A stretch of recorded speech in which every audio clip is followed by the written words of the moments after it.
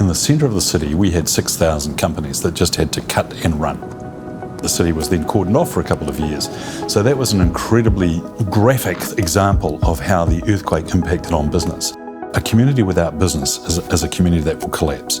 We had no power, we had no water, we had no sewerage, we had no effective supply chains. We were frustrated for 2 years in getting back into our central city. And that's where the likes of the Canterbury Employers Chamber of Commerce and the Canterbury Development Corporation, through a joint venture called Recover Canterbury, came to be a safe pair of hands for business. And with all of the frustrations that we've had, this is now a city with opportunity.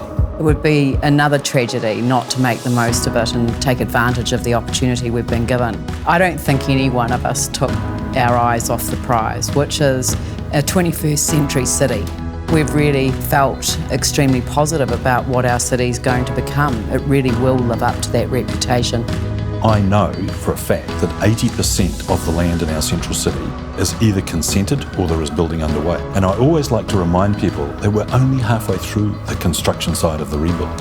We've spent about $17 billion reconstructing commercial buildings, housing stock, and horizontal infrastructure, including all of our underground wiring and networking. We've still got about $17 billion to spend just to get the reconstruction side of our city up and running.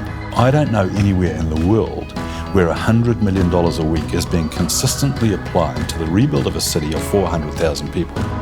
We're going to be the safest city in the Southern Hemisphere because although we've got a seismic history and we'll probably have a seismic future, we're building to accommodate that. We're going to have an energy efficient city because all of our buildings are being built to new code. We've got 25,000 houses that are either being completely rebuilt or seriously repaired. So the whole energy profile of the city is changing.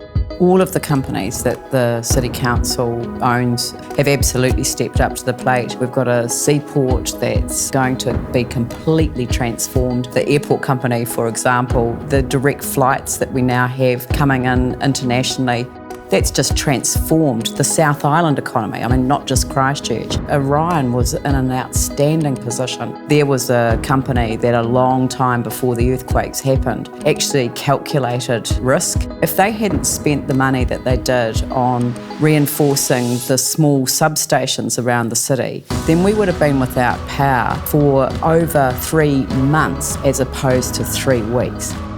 We actually have the opportunity to embed smart technology into the future. It's a smart city, it's an intelligent city, it's a resilient city. The companies that serve the city have really served the city well and will take us into that 21st century.